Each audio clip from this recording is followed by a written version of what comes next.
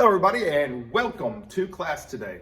Today we're going to be talking about auto injectors. All right, so something to know about an auto injector. First of all, these have to belong to the patient. I don't know too many services that carry them. I am not going to go out on a limb and say no service carries them, because then somebody will be like, I know service out and such and such. All right, so maybe so, but no one around here that I know of. That said, you need to know something about these auto injectors. What is it?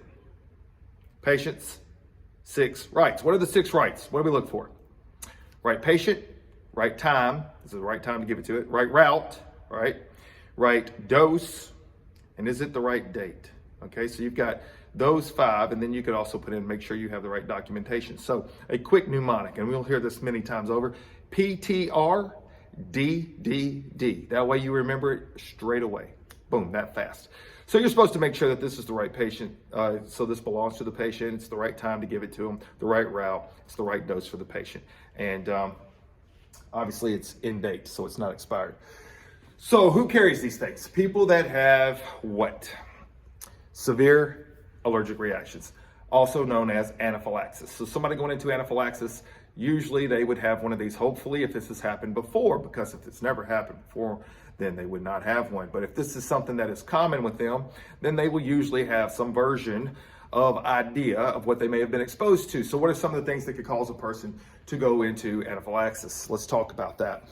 Bee stings, obviously. Ant bites, yes. Food items like shellfish. There are a number of things, different types of medicines. Penicillin is another example. But usually a person has an idea of what they cannot be exposed to. Peanuts is a big one around here, especially. So if this person has that type of allergy, usually they have one of these and they have it with them, hopefully.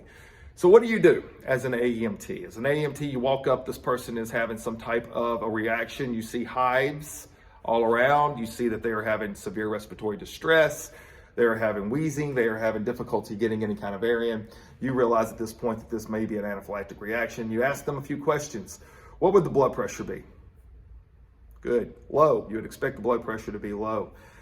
Patient pulls this out, says, hey, I have not been able to use this, but I need this. All right, so let's talk about how are we going to administer their EpiPen. So you're going to go over to them. Now, something to also note, some EpiPens now may have 3 doses in it. So you just need to ask that before you just go ahead and throw it in the sharps container, because those doses are expensive, in case you didn't know that.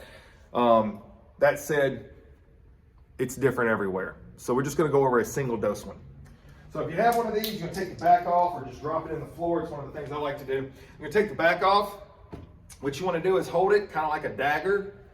You're not going to put your thumb down here, because if you accidentally mess up, put your thumb over the spot where the needle comes out, that will go through your thumb. It's pretty awesome.